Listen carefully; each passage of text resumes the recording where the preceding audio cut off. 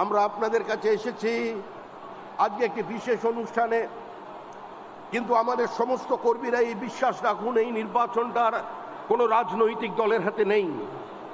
বাংলার মানুষ স্থির করে নিয়েছেন তৃণমূল কংগ্রেসের বিদায় তারা দেবেন। স্বয়ং জগন্নাথ দেবকে দীঘায় টেনে নিয়ে আসা হয়েছে, কারণ মা কালীঘাটের মা কালী আগে হাত তুলে নিয়েছেন, বলেছে এ ফাইল আমি নিতে পারবো না, আমার পক্ষে বাঁচানো সম্ভব নয়। এবার সরাসরি চলে গেছেন জগন্নাথ দেবের কাছে। জগন্নাথ দেব স্বইচ্ছায় কিংবা বাধ্য হয়ে এসছেন তা জানা নেই, কিন্তু জগন্নাথের ইচ্ছা আছে। জগন্নাথও বিদায় দেখতে চান, জগন্নাথও বাংলার মানুষের মুক্তি চান, পরিত্রাণ চান।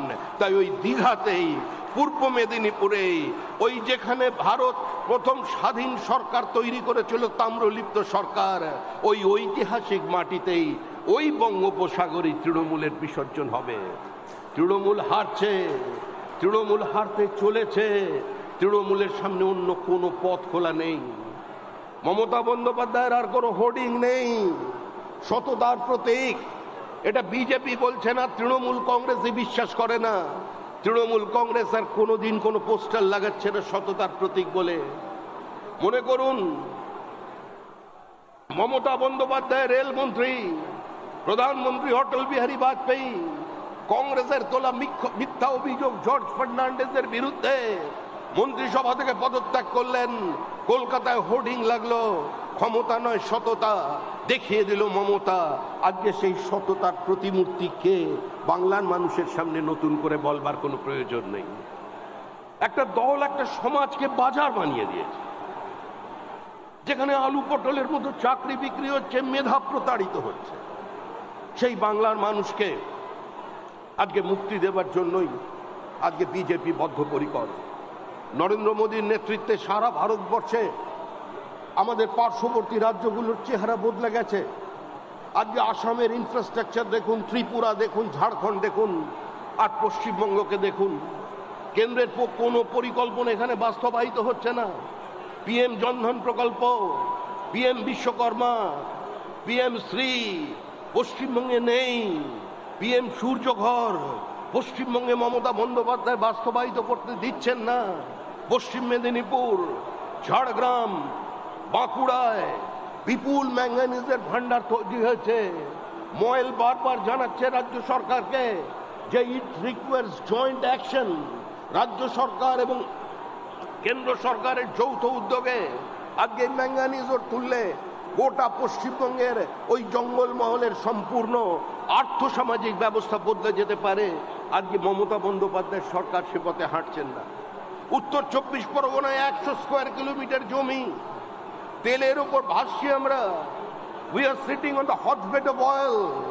গোটা উত্তর 24 পরগনায় ওই তেল তোলার জন্য 19 বার চিঠি লিখতে হয়েছে ভারত সরকারকে, মমতা বন্দ্যোপাধ্যায়কে। তারপরে এই বাজেটে তিনি ঘোষণা করেছেন। একটার পর একটা কেন্দ্রের প্রকল্পের নাম বদল শুরু করে ক্লান্ত হয়নি। তাদের সীমাহীন দুর্নীতির কারণে, তৃণমূল কংগ্রেসের প্রাতিষ্ঠানিক লুটের কারণে বঞ্চিত হয়ে গেছে বাংলা। আজকে সেই জায়গা থেকে আমাদের এই রাজ্যকে পুনরুদ্ধার করতে হবে। এটা অস্তিত্ব রক্ষার লড়াই। বাংলার সংস্কৃতিকে, বাংলার বহুত্ববাদকে, বাংলার থিয়েটারকে, বাংলার কবিতাকে, বাংলার উপন্যাসকে বাঁচিয়ে রাখতে হবে বাংলার মাটিতে। বাংলার সংখ্যালঘু ভাই বোনেরা তারা সৈয়দ মুস্তাফা সিরাজ, সৈয়দ মুস্তাফা আলী কে দিয়ে পশ্চিমবঙ্গকে চিনবে। এস ওয়াজেদ আলীর কথা তারা শুনবে, তারা নজরুলের কথা শুনবে না আপনার এখানের কোন উগ্রপন্থীর ভাষা শুনবে, হুমায়ুন কবিরের বক্তব্যকে গ্রহণ করবে? আপনারা চিন্তা করবেন। আপনাদের চিন্তা করতে হবে পশ্চিমবঙ্গের মাটিতে যে আপনার পরবর্তী প্রজন্ম হাতে তলোয়ার নিয়ে রাস্তায় বেরোবে, হাতে পাথর ছুঁড়বে। মুসলমান মানে সমাজ বিরোধী। দেখুন গ্রামগুলোর দিকে তাকিয়ে, মরছে মুসলমান, মারছে মুসলমান। কারা এই অবস্থা তৈরি করলো?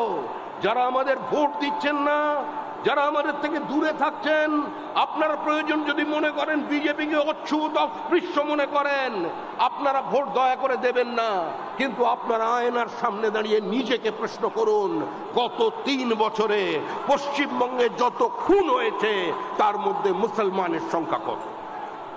90% মুসলমান খুন, মরছে মুসলমান, মারছে মুসলমান, আর তাদের পরিবার বলছে সিবিআই তদন্ত চাই। এই অবস্থা থেকে মুক্তি পেতে হবে। নানা ধরনের কন্টেন্ট দেখার জন্য লাইক করুন, শেয়ার করুন আমাদের ফেসবুক পেজ, সাবস্ক্রাইব করুন আমাদের ইউটিউব চ্যানেল। পাশাপাশি অন্যান্য ব্রেকিং নিউজের জন্য অবশ্যই চোখ রাখুন রিপাবলিক বাংলায়।